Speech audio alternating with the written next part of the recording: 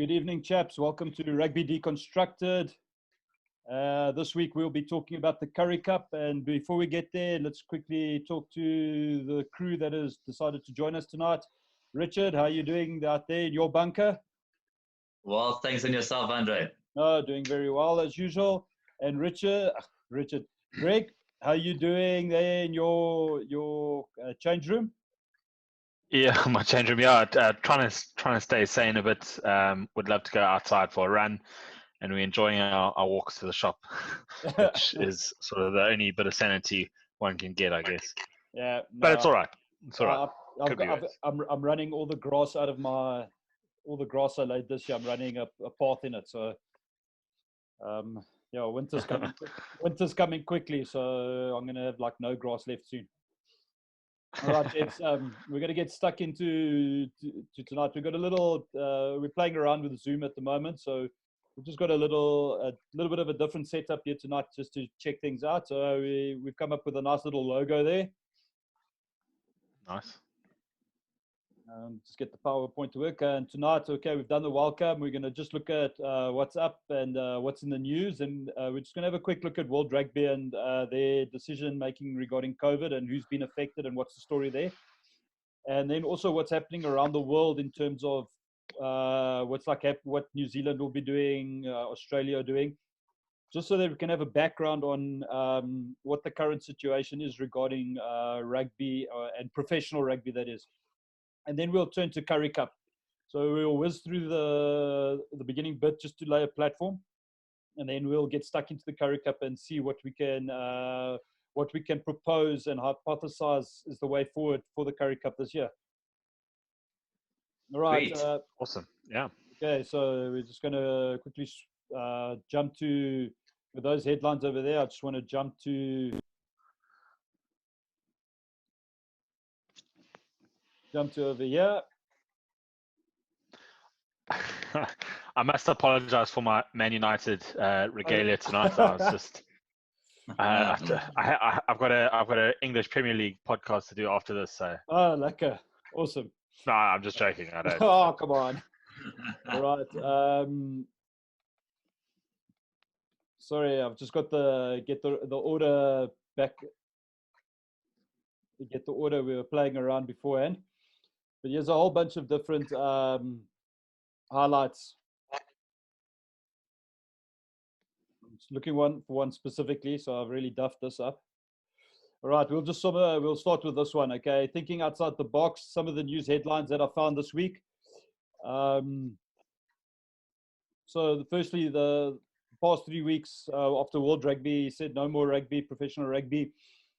All the leagues, pretty much all the leagues around the world shut down, and most of the leagues are waiting for World Rugby an announcement that should be made by the end of April on what the way forward is. And I'm assuming that'll include what tours will be taking, if they will be taking place, and that'll obviously have an impact on like teams like Scotland coming and the Rugby Championship, the dates for the Rugby Championship, and all things international.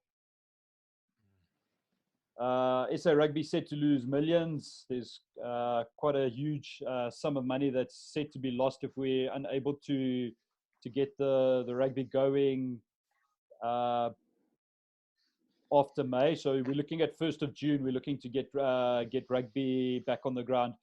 Also, the SA Rugby is very likely going to look at cancelling things like Craven Week, Provincial Rugby Challenge.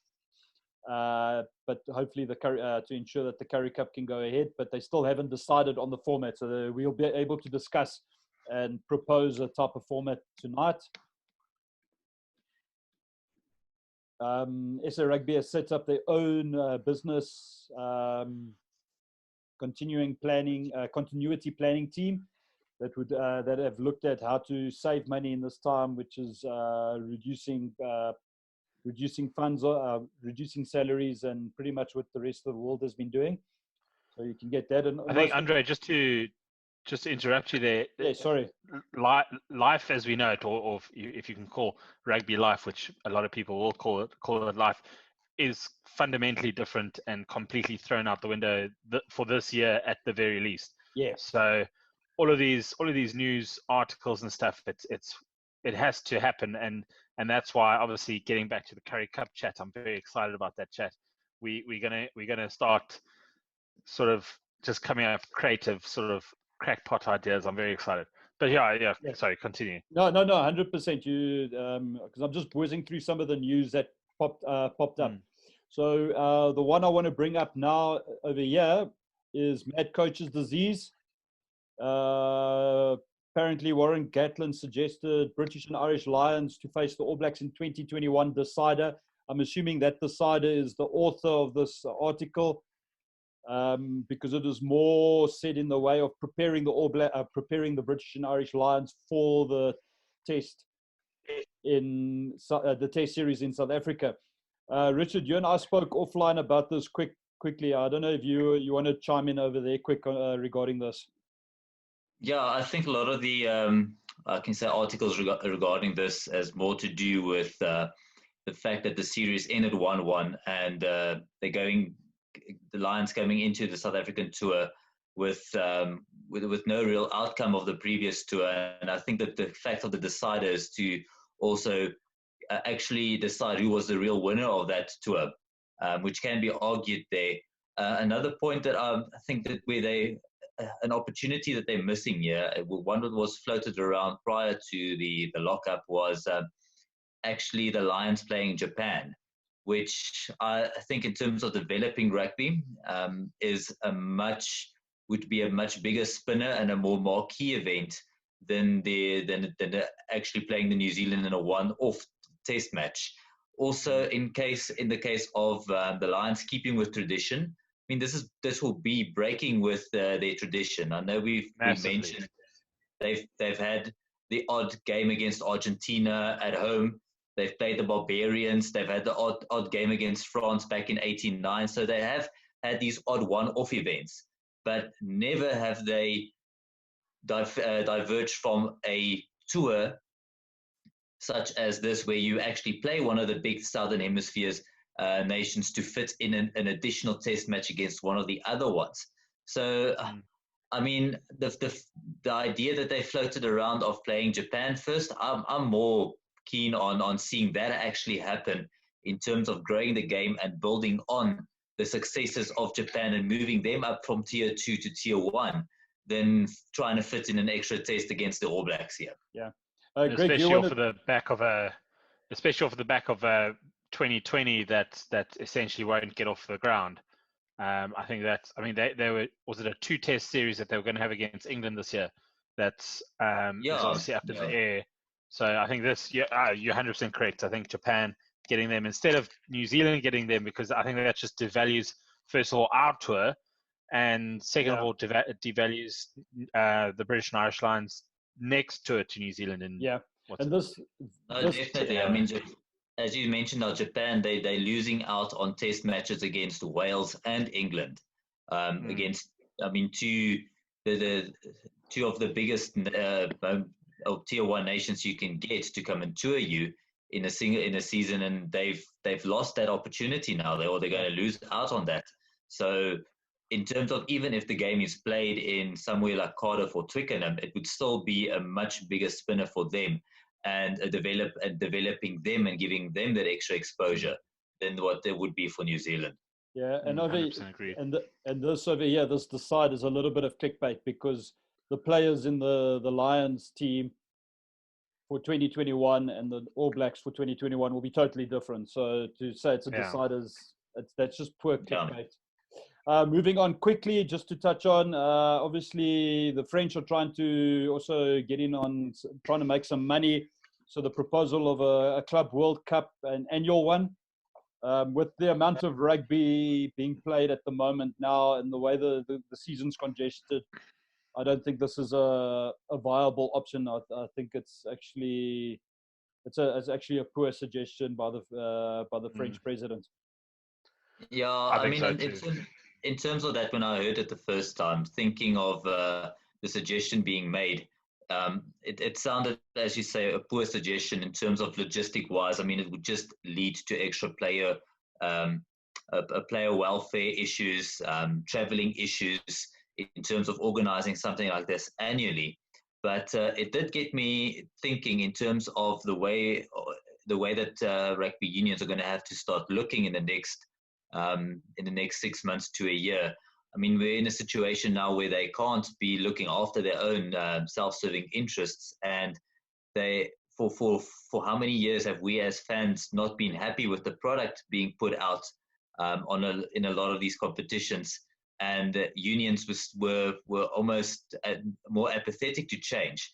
So I mean, there's few examples. I mean, even if it's something like a biannual event where you only have much smaller amounts of teams, if I mean biannual, any year between a World Cup and a Lions tour, or a once-off event every 4 years, something of that nature. But then they would have to sacrifice something else for that to be possible. And by doing that, you probably would see that either the Heineken Cup or the Super Rugby would have to be sacrificed for something like this to be possible. So there's great potential and opportunity for something like this, but firstly, not on an annual basis, and not to try and fit it in with the current rugby that's on offer at the moment. Yeah. Two things I've heard from a few podcasts up north. One is that they are very happy with their club scene. It sounds like they're very happy with their club scene, their rivalries. I'm sort of talking more in the English Premiership. They're happy with their rivalries. Number two is that they really appreciate the Champions Cup. You've got your traditional rivalries, and then excuse me, once or twice in the space of 2 months, you're going to be obviously these big powerhouse teams from a different league are coming into town. So they are very, very happy with their product, and I think obviously leading on to our conversation a bit later, we're going to have to work on our own product before something like this saves us. Well, it's on a good point there, Greg, in terms of the product that they have. I mean, if you think about it, Super Rugby at the moment, it's been a mixture of local derbies, of New Zealand, South African derbies, the Australian derbies that we all feel as though it's a waste of time. We'd rather watch Sim the Land than actually spend more than 40 minutes on one of those games. But if you look at the structure, the competition they have, the Champions Cup, with the format and the way that it's structured, I think there's only one team that will actually end up playing a derby, and that's because of either the French or the English in a specific season having 7 teams involved in spread over 6 pools. So it's structured in such a way that derbies are irrelevant in the Champions Cup, and it's more those. It would be more a case of those inter-competition rivalries, such as a Saracens and a Munster, or a racing against Wasps that you won't get in their local scene. So they've set it up fantastically that their products cater for specific needs. So your Premiership caters for derbies, your Champions Cup caters for the continental scene. So they've set it up perfectly in such a way, and that's where I think Super Rugby, if you look back at it, where we might have lost our way a bit with that in the current format that it is. 100%. All right. Just to finish up, because we're talking about other things now other than the Currie Cup. So we just want to finish off here. Some good news. Khaleesi Foundation. They normally provide support for homeless kids and kids in the Eastern Cape, but they've jumped on board and provided support and provided a whole bunch of provided 5,000 liters of hand sanitizer and 3,000 reusable masks to the Livingston Hospital in Port Elizabeth and Khayelitsha Hospital in Cape Town. So they're doing some good work there. Our captain leading from the front there. Perfect. That's awesome. All right. I think at this stage we need Khaleesi to ask people to stay indoors and not Cyril, because that would probably have a bigger effect. Yeah. All right. So just to finish off before we get onto the Currie Cup. Right. So we've touched on all of these leagues: Six Nations, Pro 14, Premiership, Top 14, Super Rugby, and Sevens. Plus international games have all been affected by World Rugby's announcement. And obviously, in each country's government's decision to shut down sport while we deal with the COVID-19 issue. We looked at the Club World Cup. If we quickly have a quick squiz at Oz, they've got massive problems there dealing with Raylene Castle and their decisions, and they're in massive debt. I think it was something 190 million Aussie dollars that they're in debt, that they're losing this year. Plus, you've got to add what Israel Folau's getting out. So they're really not in good shape. In New Zealand, they also, fortunately, New Zealand have got the Mata Cup, and plus they're looking at doing a bit of a North-South Island type of competition. I'm not exactly sure how that's going to work out. So, Australia don't almost have like a state of origin, like yes, Australia. Yeah, but now Australia don't have a domestic competition that's really strong and got heritage like the Mitre 10 Cup or the Kiwi domestic scene and the South African Currie Cup. And like I said, they've just got a diluted interest, the spectator base. I mean, so they're competing with all those other codes. That's something like this will come around, and when sport resumes, and obviously the dumpster fire that is happening with them right now is not obviously helping. Not at all. The buy-in from their paying public. And then and I mean this was actually the reason for the initial Super Rugby expansion was to create a domestic scene for Australian rugby. So now that that's gone, they still haven't built up a product to fall back on. They could have had the opportunity, but they've lost that. I know their club scene has picked up over the last couple of years. So, but as we move on to the Currie Cup, as we've said, there's a joint work group that are busy looking at various models, and depending when we come out of practical isolation or practical distancing and self-isolation, they will employ a model that would benefit them to make as much money in the shortest time as possible, and hopefully providing a great product. So some of the things we want to take into consideration for the Currie Cup, we definitely want a platform that will work for the fitness of the players, specifically our players that will be playing test rugby, taking into account that if there's a disruption in the model, you're going to have the Rugby Championship plus the confirmation that Scotland is very likely still going to tour, or we want them to tour. So we'd want to start the Currie Cup as soon as possible so that the players can get match fit. Obviously, we want to minimize financial loss. And then what we're going to go into now is discussing the format and our views. And one thing, I've got something for Greg over here quickly. Oh, yes.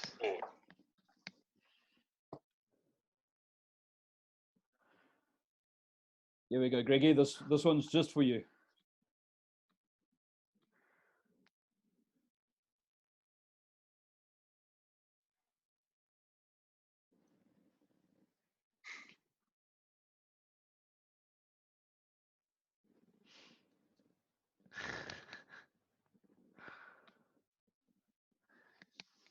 Jeez, this was a good ad. When was this? About a couple of years ago. A good couple of years ago. I think it was 2018. I think they came with it. I think I want to just provide a bit of context why the Currie Cup, and I'm very excited to be chatting about the Currie Cup. Is that? Yeah, can you hear me? Yeah, no, I've got a MacBook issues. No, but a bit of context. So I cut my teeth in the Currie Cup as a grade 1, and we all have those stories. So long story short, Currie Cup, going to Newlands, watching Province and all those names from back in the day, progressing to Super Rugby is awesome, and I love it to bits. And I think I was just getting a bit tired in the last 10 years about just tired about the amount of rugby and through across all formats, across all competitions. It's just the interest has waned. Obviously you get older, you start working, and you don't have enough time to obviously know every single player's names, etc. And for you, just the excitement wanes as you get older. And I've kind of trolled my friends when they are getting up and excited for a big derby, North-South North-South derby. derby, friends, 100%.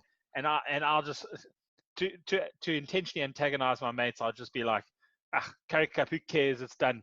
Just move on. We've got other things to worry about instead of Currie Cup. And now, which I'm sure you'll set up for us. Now we've got literally this is the only rugby we can look forward to. I mean, domestic rugby, and it's so set up so perfectly, and I'm very, very excited. It will actually mean something, in my opinion, in my humble opinion. It will actually mean something. I tend to agree with you there, Greg, because I mean, you talk also about going to Newlands as a youngster, still in primary school days. I mean, I remember Currie Cup games more fondly than I do Stormers games back in those days. Because for me, one of the biggest memories of Newlands was watching Province beat Free State by 60 points back in 2001. But ask me anything about that Super Rugby season or that Super 12 season, it wasn't as intense as what the Currie Cup was. It felt sometimes like Super 12 back in the days was almost a build-up towards the start of the Currie Cup season, where the local derbies and going to Newlands was actually took priority over some of those other previous games. Yeah, no, I've got 100%.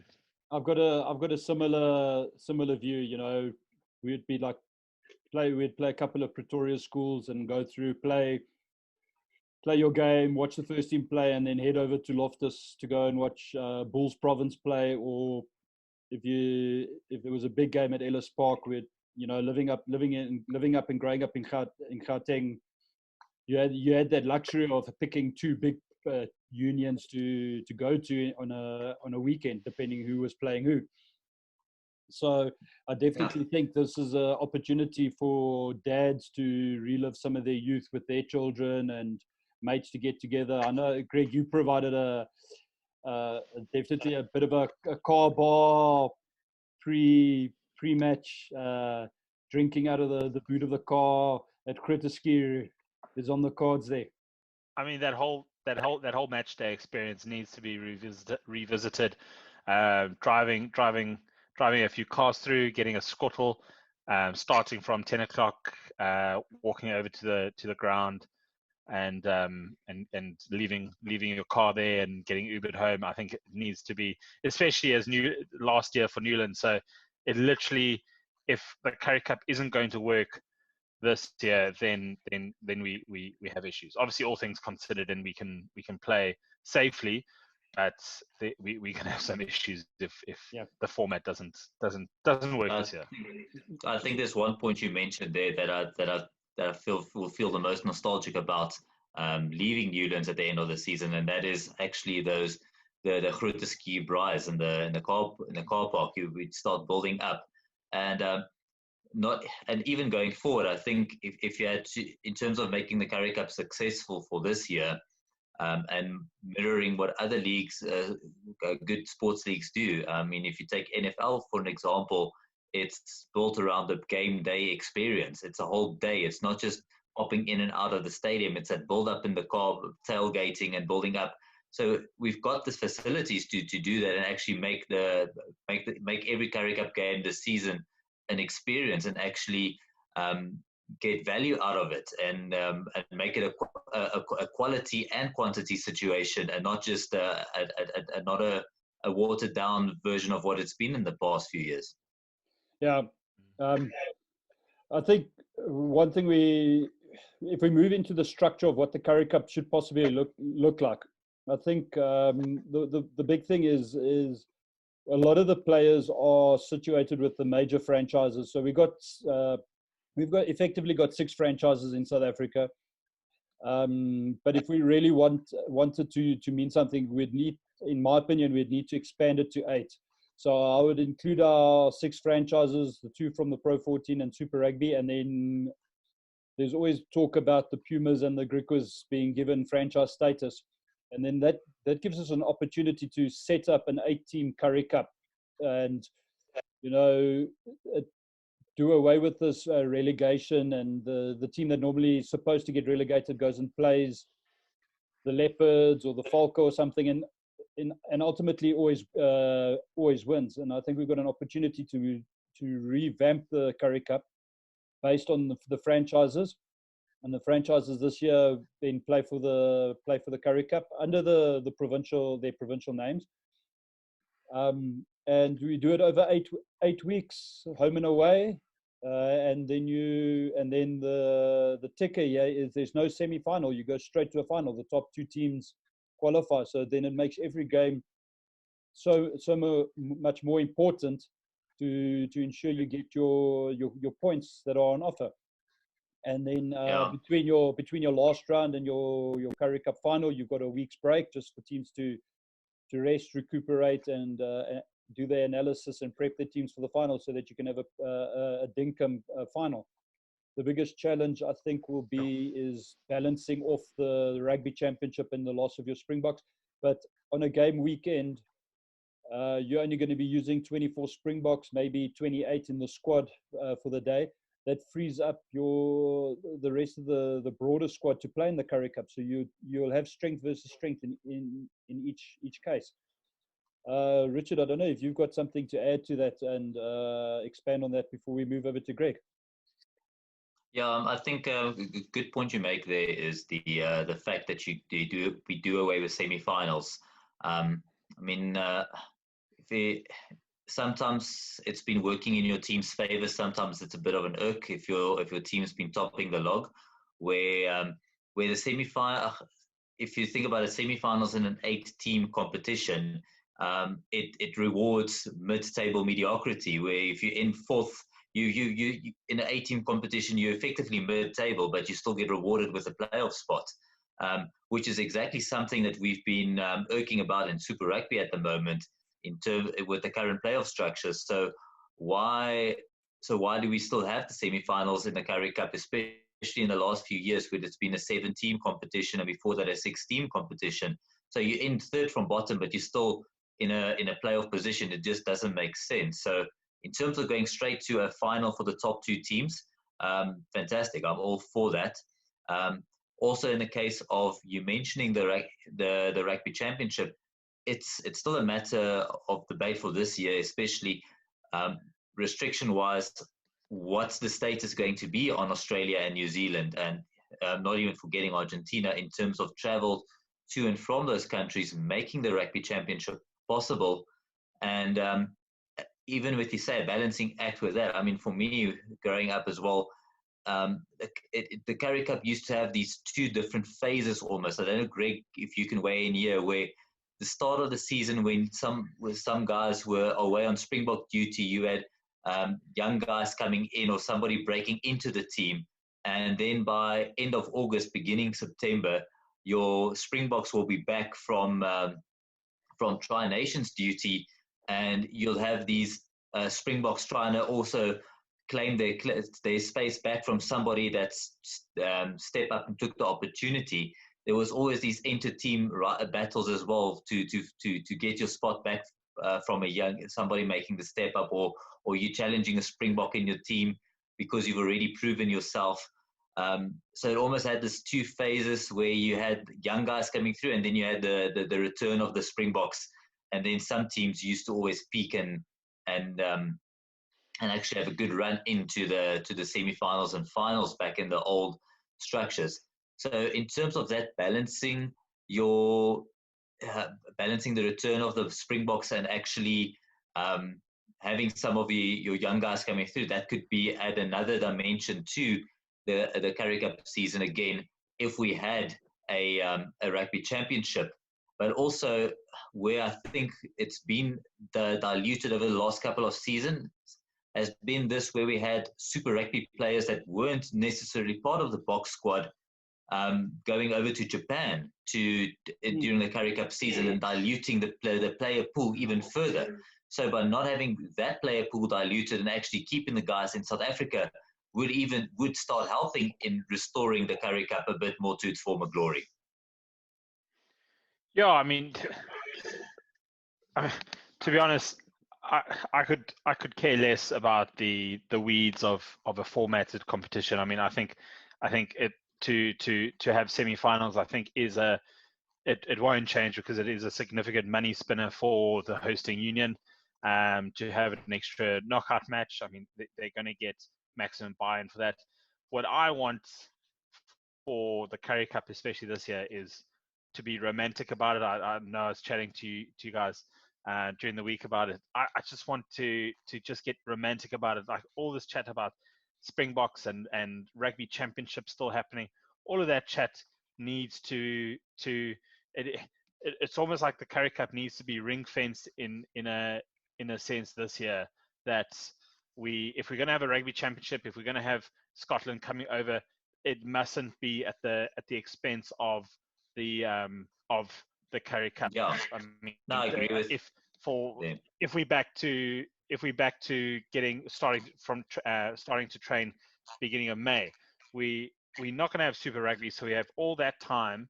We've got a rugby championship and we've got an incoming tour. Like, we can put the time aside for a fully fledged strength versus strength Currie Cup.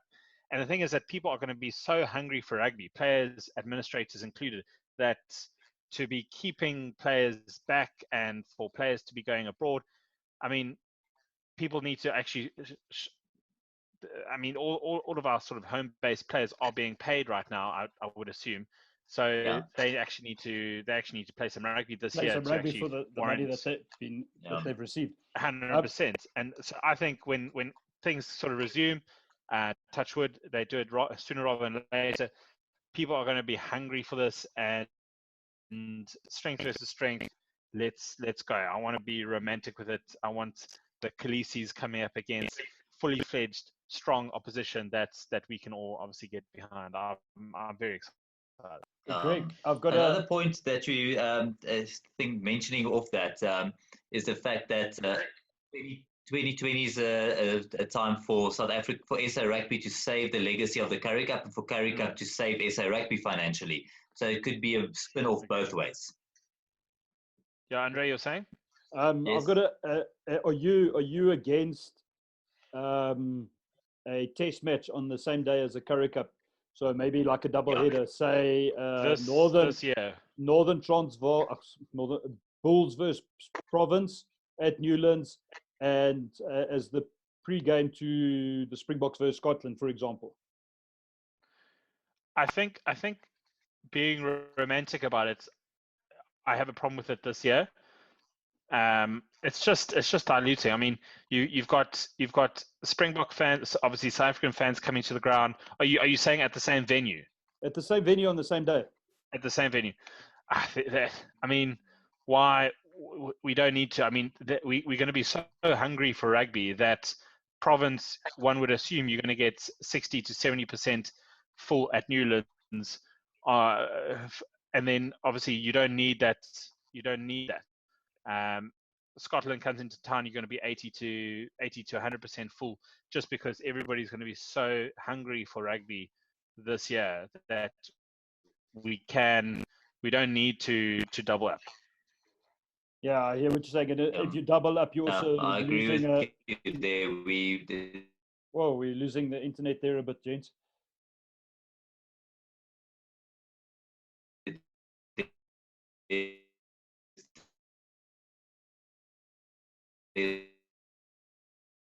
Need to double A. Okay. Are we back? I think we're back. Are we back? 1, 2, 3. Yeah.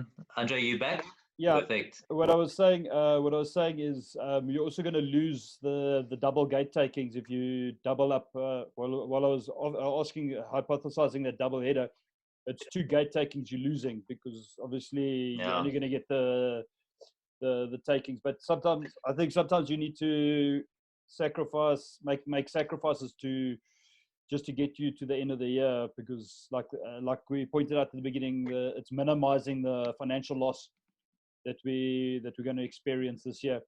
Another thing that we need to take into consideration as time runs out is the cost of tickets will need to be, because it's not just the unions that are being financially hit, it's also the South African citizen and the fan whose money is going to be very tight. So unions will definitely have to look at the cost of tickets. If you've got a season ticket, obviously you're lucky you can cash in there, but the average person will still need to balance his checkbook before making that call to go. No, definitely. I wanted to ask just your opinion on when you guys actually see Scotland coming down for that incoming tour, because I mean their pre-season will get started from May, June, July, perhaps. League games will start August, if I'm not mistaken, for them up north. So where do you see them touring? I mean, time frame. Yeah. And especially after being off for. Yeah, I think it all depends on the UK measures in terms of when they actually open up their borders and allow travel, because I mean the UK overall has been much more hardly hit by this than we have been. So depends on the way that they can flatten their curve and allow borders to be open and guys to actually get out of the country again. All on that time frame, I think it's compared would probably ideally dictate when we see Scotland. So at this point, I don't see us. And I think it'll also depend on what measures our government puts on, because they might say, okay, we're open for travel, but you need to do 14 days quarantine and a whole bunch of stuff like that.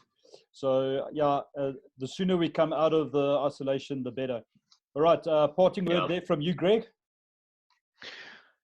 I think over the course of this conversation, I'm just very excited for especially the administrators and the planners or the people scheduling our rugby this year to try do as much as they can to ring fence the Currie Cup. As I asked, I don't see Scotland touring South Africa in this year. I mean, I think their club competitions will just dictate when the international windows will be. I just don't see them being freed for an incoming tour. Rugby Championship, we'll have the time if Scotland's not coming down. So we've got the time to really, really concentrate on getting the Currie Cup, leading into a Rugby Championship, and just those derbies that all actually mean something. I'm very excited. And Richard, you got less than 30 seconds. Okay. Well, I think for me, the most important thing is that from a South African rugby point of view and actually preserving our rugby, we need to make the Currie Cup work this year. Why I'm saying that is, with the state that New Zealand's rugby is in and the state that Australian's rugby is in at the moment, what guarantee do we have that they'll be able to fund a Super Rugby in 2021 if they are looking at $200 million losses each for the year? That's all I've got to say is that we need to now preserve our game and make our game strong with the 8-team Currie Cup. Make rugby great again. Yeah, make rugby great. That's it. Cheers, gents. Thank you very much. And our time is up, unfortunately, on the platform we're on. But thank you very much, and we'll be chatting again soon.